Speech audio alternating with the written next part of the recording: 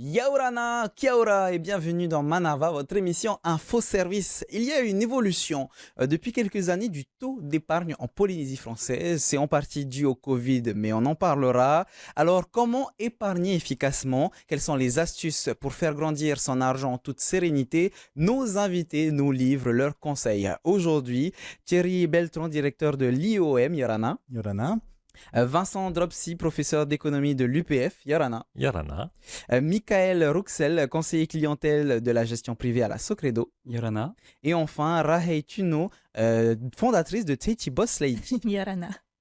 Alors Vincent, pour identifier un petit peu ce dont on parle, c'est quoi l'épargne? Est-ce que c'est un petit peu, c'est un placement, c'est de l'argent sous le lit, c'est de l'argent dans un compte en banque dédié à ça? C'est quoi l'épargne? Alors tout d'abord, au niveau économique, la définition, c'est la part du revenu disponible qui n'est pas consommé. Alors le revenu disponible, c'est très simple, c'est le revenu moins les taxes directes qu'on paye et plus les subventions et aides qu'on reçoit. D'accord. Donc c'est le revenu disponible. Et ce qui est très important, c'est de distinguer qu'est-ce qu'on en fait de ce revenu. D'une part, on le consomme en partie, et d'autre part, on l'épargne. Et à quoi sert l'épargne? Potentiellement, c'est une épargne de précaution pour les coups durs, pour éventuellement. Et l'autre, c'est pour l'investissement. Et donc, on va en parler plus tard. Il y a différents aspects pour choisir ses placements. Et ces placements servent, c'est un instrument pour amener l'épargne à investir dans l'économie. D'accord, donc l'épargne, ça n'est égal pas forcément au placement, mais en même temps, ça peut être complémentaire, si je comprends bien. C'est une partie de l'épargne va en précaution, tout simplement dans des comptes bancaires, et l'autre sert justement via des prêts, via les marchés financiers, boursiers et autres, à financer des investissements qui sont des projets pour générer du revenu dans le futur. Alors Thierry, je l'ai dit pendant mon introduction, l'épargne, l'évolution change par rapport à l'épargne en Polynésie française. Justement, ça représente quoi ici en Polynésie française? Alors, en 2023, les ménages polynésiens ont ont placé dans les banques 450 milliards de francs CFP. Milliards? Milliards. Ah oui, c'est pas mal. Oui, c'est beaucoup. Et c'est en évolution forte puisque en 5 ans, donc juste avant la période Covid, on était à 350 milliards. Donc on a augmenté l'épargne ou les actifs, on va dire plutôt des Polynésiens dans les banques de 100 milliards de francs CFP. Et auquel il faut rajouter aussi, on peut rajouter à peu près 100 milliards qui partent cette fois-ci vers la métropole dans des placements d'assurance vie puisque c'est géré plutôt sur la France. Voilà, donc vous voyez qu'on a plus de 500 milliards de francs pacifiques qui sont possédés par les Polynésiens sur des comptes bancaires. Alors, prochaine question pour Michael est un petit peu répondue avec la réponse de Thierry. Mais est-ce qu'on peut avoir votre avis de banque finalement? Est-ce que les Tahitiens sont enclins à épargner? Je dirais que les Polynésiens ont quand même une tendance à épargner sur la partie prudente, ne voulant pas potentiellement aller sur des marchés risqués. Mais il y a aussi la part de Polynésiens qui vont, eux, à contrario, aller sur une part beaucoup plus risquée pour essayer d'avoir un gain bien supérieur. D'accord. Et est-ce que c'est Rahey, est-ce que c'est la raison pour laquelle tu as décidé de guider les femmes dans leur indépendance financière? Pour moi, l'épargne, c'est égal à la tranquillité d'esprit. Et finalement, donc l'épargne, pour moi, c'est pas ce qui reste à la fin du mois de disponible. Au contraire, pour moi, l'épargne, ça doit être dans nos priorités d'un foyer pour une épargne de précaution, pour investir dans l'avenir de soi-même pour la retraite ou ses enfants, ou encore pour voyager, pour se faire plaisir. Moi, ce que j'essaie de faire par Tahiti Boss Lady, c'est de changer sa relation à l'argent et voir l'argent comme un outil qui vient finalement porter tes projets, porter tes rêves. Et donc, l'épargne, c'est vraiment un outil très important. Un outil et non pas comme une finalité, alors, si je comprends bien? Exactement. Justement, tu nous as parlé d'un terme qui était intéressant, c'est la tranquillité d'esprit. Ouais. Je me tourne vers toi, Vincent, pour savoir, est-ce que c'est de ça dont on parle quand on nomme la sécurité financière? C'est la tranquillité d'esprit? En partie, oui, puisque l'épargne de précaution, qui est à peu près la moitié des dépôts bancaires, si je ne me trompe pas, eh bien, ça sert à se rassurer parce qu'il y a des hauts et des bas. On l'a vu avec les crises de 2008, les crises de 2020 et l'inflation de 2022. Donc, il faut pouvoir surmonter ces obstacles avec cette épargne de précaution. Et d'un autre côté, on peut évidemment placer cette épargne dans des outils qui sont des instruments financiers qui sont plus ou moins risqués. Et là, on arrive à un concept très important, c'est le rendement et le risque. Il y a évidemment différentes caractéristiques de ces instruments financiers. Certains sont plus risqués, mais évidemment avec un rendement plus élevé. Ou si on veut se protéger, mettre ça dans des bas de laine ou grosso modo sous son oreiller ou dans un compte bancaire, évidemment c'est préférable. Là, évidemment, il n'y a pas de risque, mais il n'y a pas de rendement. Donc, il y a une proportionnalité, peut-être pas une proportionnalité, mais une corrélation positive entre rendement et risque. Une réaction, Thierry? Oui, c'est là que je voudrais peut-être intervenir en tant que régulateur de Banque centrale. C'est effectivement, tu as parlé de notion de risque. Je crois qu'il faut effectivement que les Polynésiens fassent attention à une chose, qui investissent dans des produits qui sont parfois risqués. C'est effectivement de ne pas se laisser tenter ou de se laisser séduire par certaines propositions, certaines offres à des rendements qui sont excessifs. Je vois parfois des taux, on vous propose des rendements de 10%, 15%. C'est pas possible. Soit c'est une arnaque, soit ce sont des produits extrêmement risqués. Donc voilà, je mets en garde, c'est mon rôle, les Polynésiens, de faire attention à ça. Je sais que les Polynésiens sont joueurs souvent, mais attention, c'est très risqué. On peut parler aussi des cryptos. Des cryptos, alors nous on ne dit pas crypto-monnaie, on dit crypto-actifs. Là aussi, c'est pas interdit de placer son argent sur des cryptos, mais attention, ce sont des produits très risqués sur lesquels vous n'avez aucun recours. Voilà, donc il faut que les Polynésiens fassent attention. Pour ceux qui aiment jouer, qui cherchent le rendement, il y a des produits, il vaut mieux se positionner sur des produits proposés souvent par les banques ou les assureurs qui vous proposent des produits, certes peut-être qui font moins rêver, mais attention, je pense il y a eu beaucoup malheureusement de mauvaises surprises pour des Polynésiens qui se sont lancés dans des investissements qui présentaient des choses excessives. Et là, il y a des très mauvaises surprises. Tu viens de parler de taux d'épargne. C'est quoi le taux d'épargne et surtout, c'est quoi le taux d'épargne, on va dire, normal ici sur Tahiti? Alors, ça dépend des produits. Il y a des produits qui sont réglementés avec des taux qui sont fixés à l'avance. Donc, il n'y a pas de surprise. On sait qu'on va rémunérer. Je dirais qu'aujourd'hui, un taux normal de revenus, compte tenu des taux d'intérêt des banques centrales, c'est autour, alors le banquier pourra peut-être vendre mieux ses produits que moi, mais disons que ça va tourner entre 1% pour les produits les moins risqués, jusqu'à 3, 4, 5%. La bourse peut être un très bon, avoir des bons revenus, mais il faut voir ça dans le long terme. D'accord, justement, je me tourne vers toi, Michael, vu que tu es le banquier qui est autour de cette table.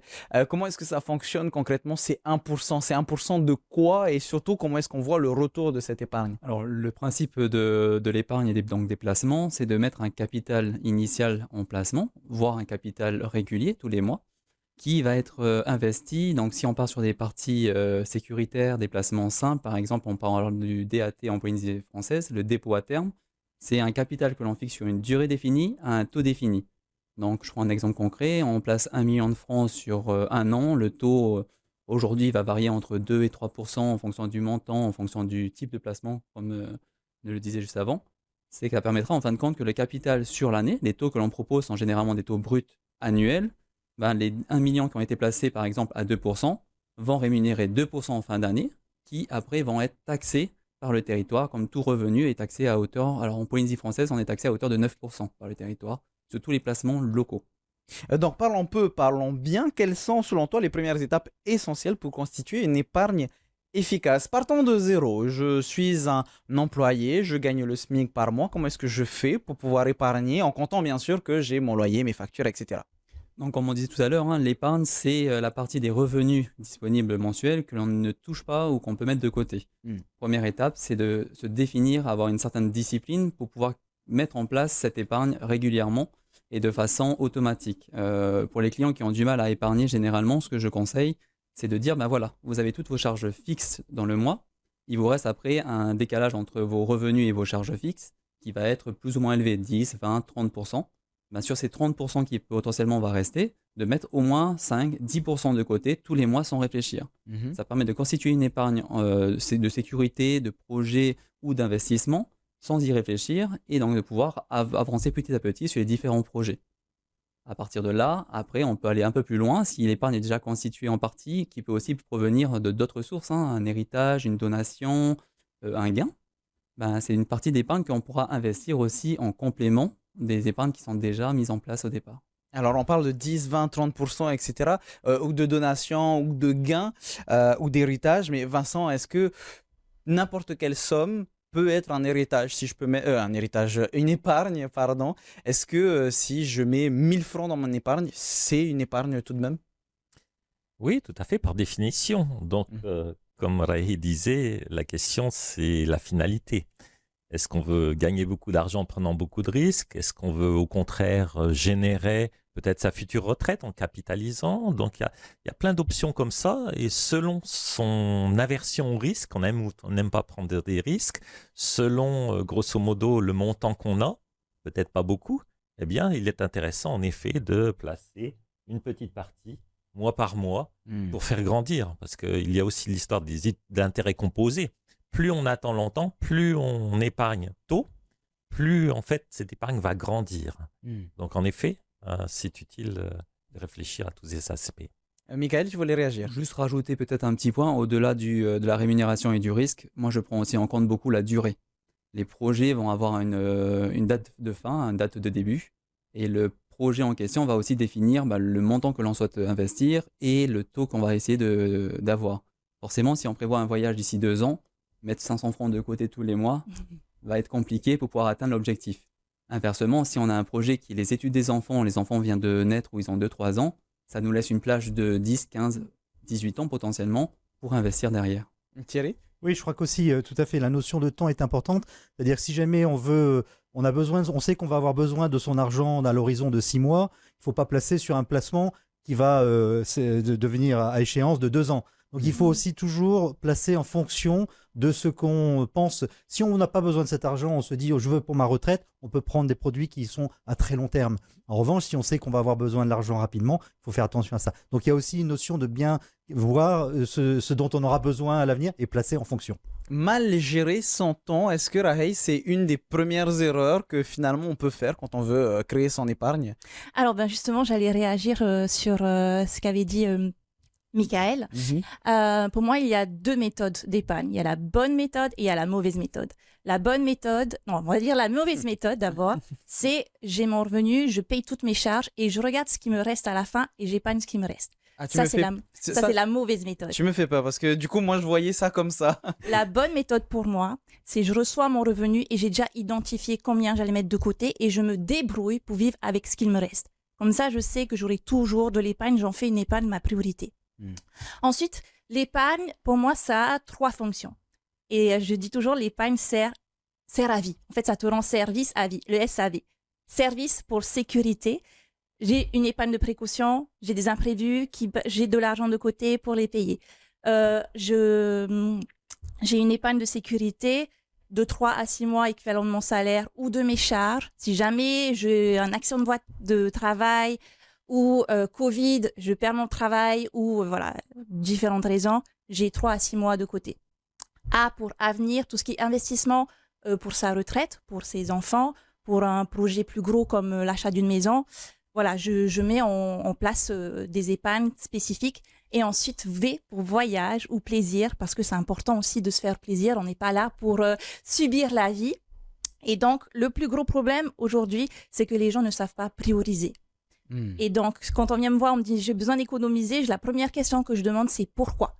Et à partir de là, on va mettre en place des objectifs financiers avec des dates, des durées et des montants précis pour atteindre ces objectifs.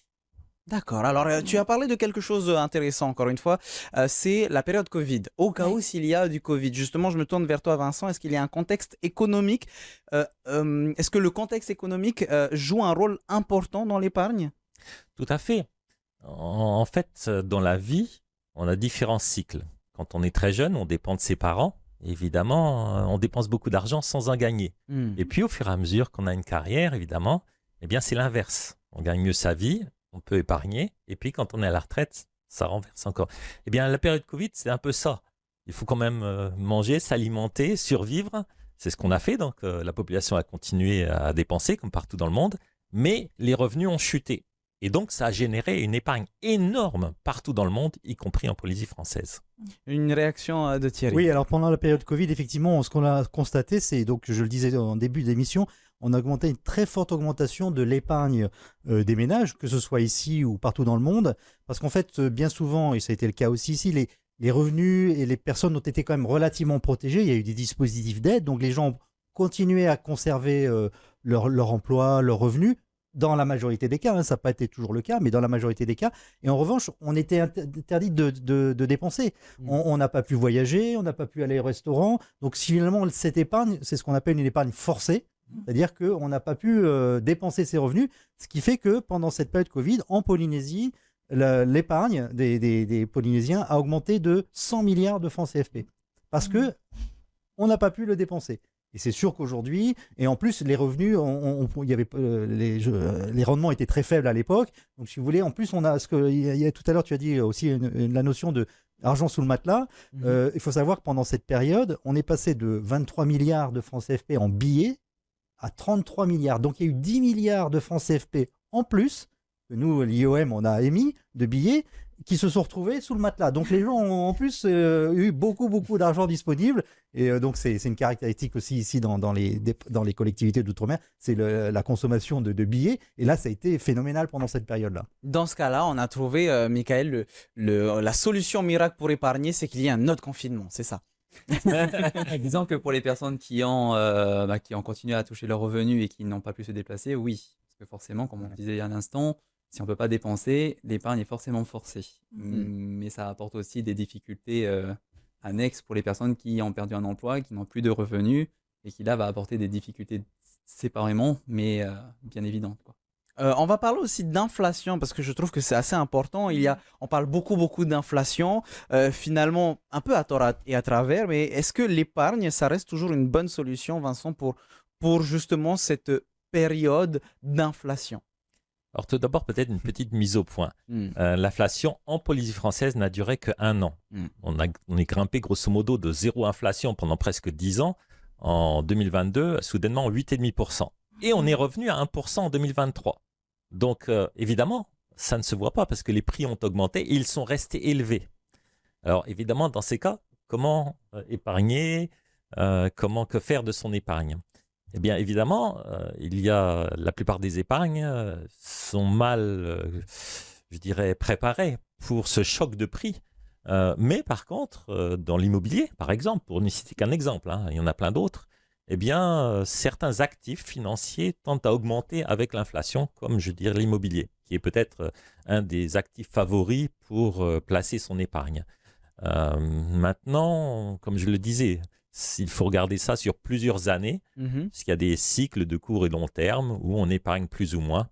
Et donc, ce n'est pas une question... Alors, il faut regarder l'inflation et également, mais je ne vais pas en parler là, les taux d'intérêt, les taux directeurs des banques centrales, puisqu'elles agissent aussi sur l'activité économique, sur l'inflation. Et donc, il a fallu augmenter les taux directeurs pour freiner l'inflation, ce qui a été fait de façon assez efficace. Thierry, justement? Oui, alors on dit souvent que l'inflation grignote l'épargne, puisqu'en fait, elle vient amputer un peu le parti. Mais justement, les taux d'intérêt, en général, remontent, ce qui fait qu'en fait, il y a un ajustement qui se fait et les rendements sont plus intéressants. Au tout début du Covid, les gens s'en souviennent peut-être, les taux d'intérêt étaient très faibles, même ils étaient négatifs. Et même quand vous empruntiez pour un logement, on était des taux à 1%. C'est parce que l'inflation était nulle. Mais simplement, donc depuis, l'inflation a remonté, mais aussi les rendements ont remonté. Et c'est pour ça que d'ailleurs, on voit aujourd'hui des mouvements dans l'épargne, puisqu'on voit de plus en plus des rendements intéressants sur les dépôts à terme en particulier. Donc il est intéressant aujourd'hui de placer sur ce type de placement. Et on voit des arbitrages des Polynésiens vers des produits plus rémunérateurs, parce que les taux ayant remonté, eh bien les rendements aussi ont remonté. Donc voilà, il y a des arbitrages en fonction de l'inflation et donc des taux d'intérêt qui sont présentés. Finalement, j'ai l'impression, Rahi, qu'il faut s'adapter à la situation, s'adapter à la situation économique, même si on a un nouveau travail, par exemple, il faut tout simplement s'adapter. S'adapter et puis aussi se mettre en sécurité. Ça, je pense, c'est la première chose, le premier rôle de l'épargne. Mais bien sûr que notre évolution déjà personnelle évolue, professionnellement, familialement.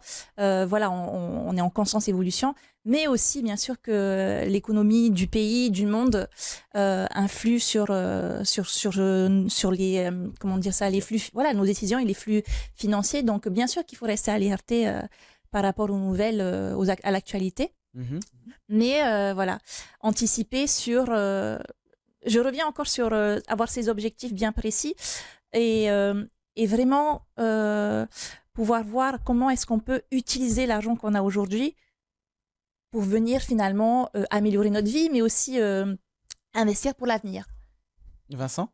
Si je puis me permettre une petite Oui. remarque, on parle évidemment aujourd'hui d'épargne, mais il y a toujours deux côtés en économie. Il y a le besoin de financement de la part de certaines personnes, donc des personnes qui s'endettent, et de l'autre côté, des personnes qui ont du financement et donc qui, eux, épargnent.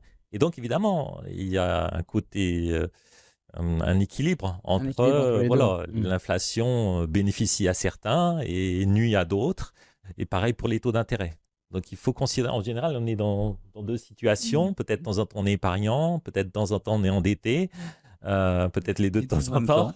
Voilà, donc il y a tout ce contexte à bien réfléchir avant de prendre des décisions. Est-ce qu'une des solutions, entre guillemets, ça serait à la diversification, ne pas mettre tous ses œufs dans le même panier? Alors, c'est une des recommandations théoriques et pragmatiques de tout conseiller. Il ne faut pas mettre tous les œufs dans le même panier, on le comprend bien. Et en finance, c'est exactement la même chose. Grosso modo, on ne va pas mettre son épargne dans les cryptos, actifs ou monnaie comme on l'appelle. Peut-être une petite partie qu'on est prêt à perdre, mais avec... et en plus, on parlait de durée et d'âge. Bien sûr. Plus on est âgé, plus on est près de la retraite, ce qui est un peu mon corps, eh bien, moins on va prendre de risques. Parce qu'évidemment, on a une durée limitée pour nos investissements, nos placements. Alors que quand on est jeune...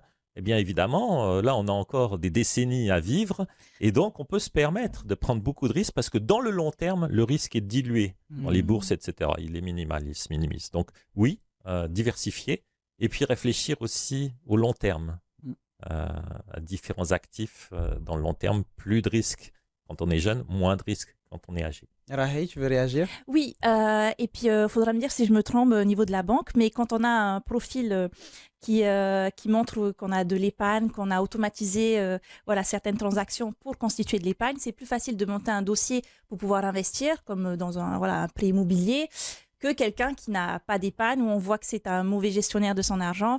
C'est ce que j'allais justement apporter en plus, je suis tout à fait d'accord avec ce que tu es en train de dire.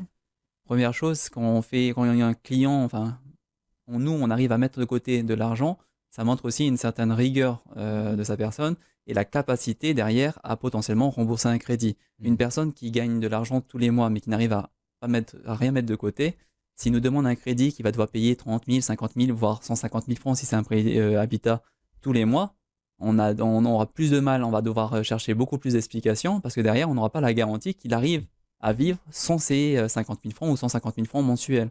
Donc oui, dès lors qu'on a une personne qui a une capacité à mettre de l'épargne de côté, ça apporte beaucoup dans un dossier de crédit parce que forcément, ça donne une confiance auprès des banques et donc indirectement, beaucoup plus de facilité à se voir octroyer un crédit. On est sur la fin de notre émission, du coup je vais terminer avec Thierry. Est-ce que tu as des recommandations, des précautions plutôt à apporter à notre jeune public, pourquoi pas, vis-à-vis de leur épargne? Oui, je vais revenir sur ce que j'ai dit au début, c'est-à-dire qu'il faut être très prudent sur les offres qui sont parfois trop alléchantes, avec des taux d'intérêt, des rendements trop élevés. C'est forcément qu'il y a quelque chose derrière, et donc j'incite à la prudence et de faire attention, soit c'est une arnaque, soit c'est irréaliste ou trop risqué. Et puis prudence aussi, parce que je sais que les Polynésiens sont très attachés à ça, aux cryptos. C'est pas interdit, mais c'est très risqué, et donc voilà, il faut faire extrêmement attention à manipuler ces instruments. Avec précaution alors. Oui. La même chose, Vincent, est-ce que tu as des conseils, des précautions à donner aux jeunes Polynésiens ou aux moins jeunes? Je dirais, plus nous sommes jeunes, plus il est important d'épargner tôt, peut-être pour sa retraite ou pour différents projets, et prendre des risques. Évidemment, avec l'âge, on va diminuer ces risques et penser un peu plus court terme. Rahey? Je reviens encore aux objectifs, se demander pourquoi est-ce que j'ai besoin d'épargner. Et de deux, commencer petit. C'est pas obligé de commencer avec 5 000 francs par mois. Si tu ne peux que 500 francs, et ben commence à 500 francs.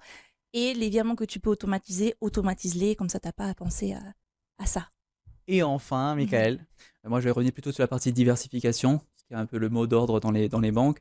Dès lors que l'on veut faire des investissements risqués, la diversification est une bonne solution parce qu'on peut mettre en proportion, donc scinder son épargne en différentes classes de risques et en différentes temporalités. Si on veut mettre, on prend de la crypto parce qu'on considère que la crypto est un avenir, c'est un choix qu'on a le droit tous de prendre, mais peut-être viser une partie plus faible, 5-10% maximum de son épargne, pour éviter que si un jour il y a une perte totale de cette épargne-là, ça ne correspond qu'à 5 ou 10% de son épargne et pas 50% de son épargne. Voilà, j'espère que vous avez retenu tous ces bons conseils. N'hésitez pas à vous rapprocher directement de nos invités pour en avoir d'autres. Et n'oubliez pas que vous avez le site de l'ieom.fr pour vous renseigner dans la même occasion. Merci beaucoup à toutes et à tous d'avoir répondu à mes questions. Bravo. Les amis, c'est déjà la fin de notre émission. On se retrouve demain, 17h, comme d'habitude. Vous connaissez la chanson. En attendant, bonne soirée sur TNTV, 18h, votre VAT. Et nous, on se laisse là. Maururu itutatu farerir a Trahoma Yarana.